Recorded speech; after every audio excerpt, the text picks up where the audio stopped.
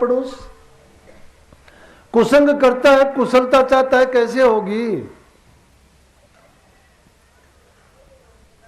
अगर कुशलता चाहते हो, सत्संगियों का संग करो, गुरुमुखों का संग करो, प्रभु भक्तों का संग करो। सत्संगी से हेल मेल नहीं, जग जीवन संग रखता प्रीत, अरे मन नहीं आई प्रतीत। गुरु की प्रतीत कब आएगी?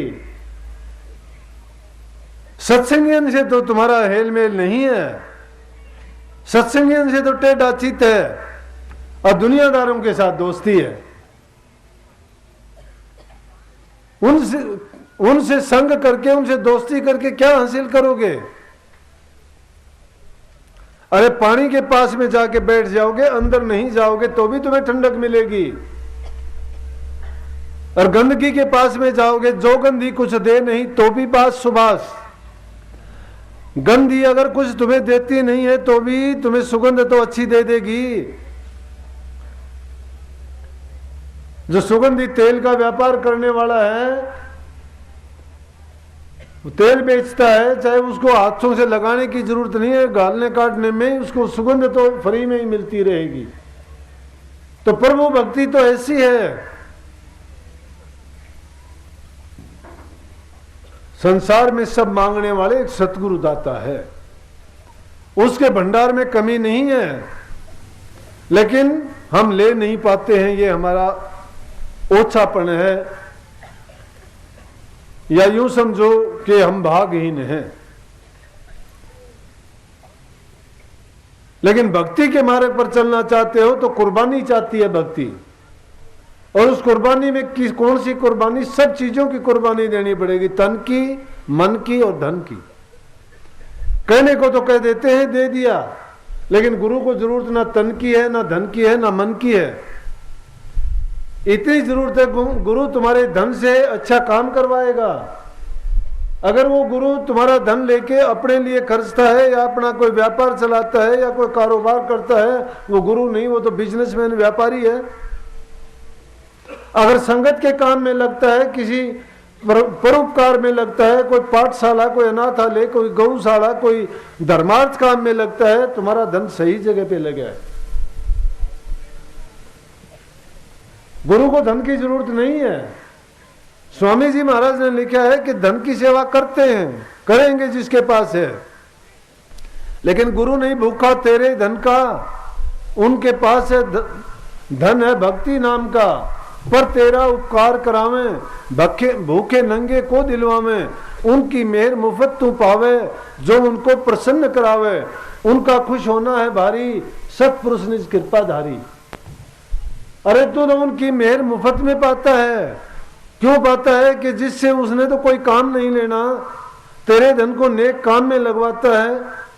जब नेक काम में लगेगा तो उसका अच्छा फल तुझे मिलेगा, उसको नहीं मिलना। लेकिन गुरु की मेहर तो और मुफ्त में मिली तुझे। इसलिए प्रेमियों, कहने को कह देते हैं कि तन भी दे दिया, मन भी दे दिया। तन किस लिए दो गुरु को? गुरु को तन देने की जरूरत नहीं है। उस तन से गुरु का तन समझ के, गुरु के शरीर, अपने शरीर को गुरु का शरीर मान के उससे बुरा कर्म ना करो। दूसरे की सेवा करो, दूसरे के सुख सुविधा के लिए अपने शरीर को लगा दो, और मन से हरि का सिमरन करो।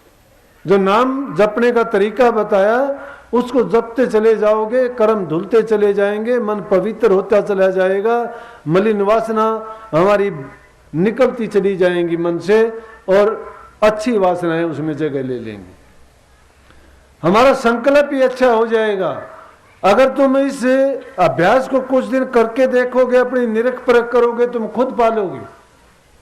मैंने बताया कि लंबा तरीका था, मैंने उस समय से लेके आज तक, ये आगे तक भी समझ में नहीं आएगी। शरीर पूरा हो जाएगा, ये जीवन पूरा हो जाएगा, लेकिन फिर भी वो चीज नहीं समझ आएगी। और क्या समझ के उसको करना है? जब एक ही चीज मान ली कि गुरु की चीज मान के हम उसका उपयोग करते हैं, और गुरु जैसे चाहे उनको उपयोग करवाएंगे, लेकिन जब गुरु के हवाले किया है तो बुरा नहीं होगा, अच्छा ही अच्छा होगा। लेकिन सच्चे मन से गुरु के होके करना। अब कर्म तो अपने मन से सोच के बुरे करते हैं, नाम गुरु का लेते हैं, तो ओट लेके वो बुरा कर्म करके हम गुरु को तो दोषी नहीं बनाते, लेकिन अपना नरकों में स्थान जरूर बना लेते हैं। ऐसे जीव नरकों में जाएंगे और उनको कष्ट कोई नहीं बचा सकता, क्योंकि उनको गुरुमुख नहीं गुरुद्रोही कहा जाता है। जो गुरु की शिक्षा को छोड़ देता है, गुरु के वचन को तोड़ देता है या गुरु की आज्ञा का पालन नहीं करता है। लेकिन गुरुमुख को इतना करने की जरूरत नहीं है।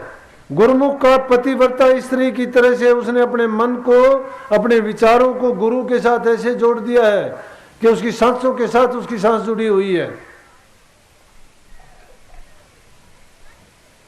तो अनेक रास्ते बताए मन को लगाने के लिए। इस मन को सिधाते सिधाते धीरे धीरे करके जब काबू में ले आओगे, यही मन हमारे कहे से जब काम करेगा, इसमें उठने वाले संकल्प विचार सभी सच्चे और अच्छे तुम्हें अपने आप दिखाई देने लग जाएंगे। कि जो सोचोगे, जो कल्पना करोगे, जो तुम्हारे मन के अंदर विचार आएंगे, तुम पाओगे कि वो बात बिल्कुल सत्य होती चली जाएगी। और जो जो तुम्हारा जो संकल्प हुआ, संकल्प सिद्धि आती चली जाएगी।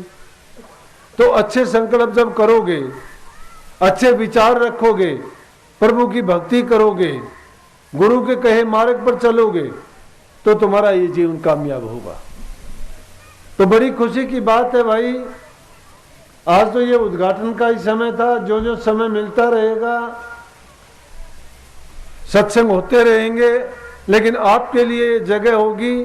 कोई दिन निश्चित करके आप यहाँ सत्संग करना, भंडारा चलाना, जरूरतमंद लोगों को भोजन की व्यवस्था करना।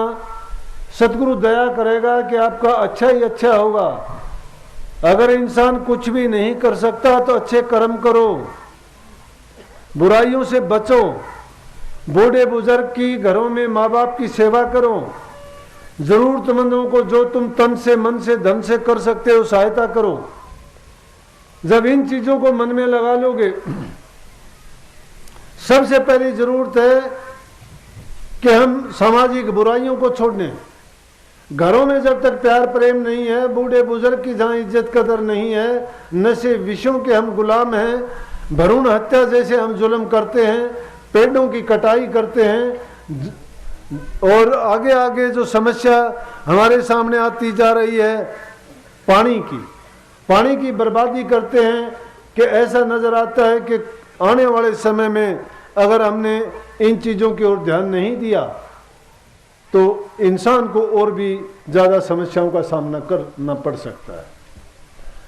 तो हमें सबको ये चाहिए कि एक ना एक पेड़ लगाएं, पानी का संरक्षण करें, भ्रूण हत्या जैसे बीमारियों से बचें, नशे विषय विकारों से छुटकारा पाएं। यहाँ तक कि हमारे साथ जो नए सत्संगी अब आते हैं, पुरानों ने तो सबने पढ़ लिया है, सबके सामने ये कह दिया गया कि कोई भी हुक्का बीड़ी पान तंबाकू अगर पिएगा तो हमारा सत्संग से कोई उनका संबंध नहीं। जीवन आपका बनेगा, स्वास्थ्य आपका अच्छा रहेगा, पैसे की बर्बादी से बचोगे, और जब संसार को छोड़ के जाओगे तो भी आपको अगर मुक्ति नहीं मिलेगी तो स्वर्ग वैकुंठ तो जरूर मिलेगा। तो प्रेमियों, इन बुराइयों को पहले त्यागो, अपने जीवन को अच्छा पवित्र बनाओ, साफ बनाओ, तभी आप धर्म के मार्ग पर चल के आध्यात्मिकता को हासिल करके और जन्म मरण से छुटकारा पा सकोगे और सदा की मुक्ति के हिस्सेदार बनो। सबको आशीर्वाद, मालिक आपको सबको शांति दे, सुख दे, आपका जीवन सफल हो, और इसी जीवन को आप ऐसा बनाओ कि दूसरे आपके पास बैठने वालों का भी जीवन संवरे और आपका भी जीवन संवर जाए। तो सतगुरु की ओर से सबको आशीर्वाद। राधा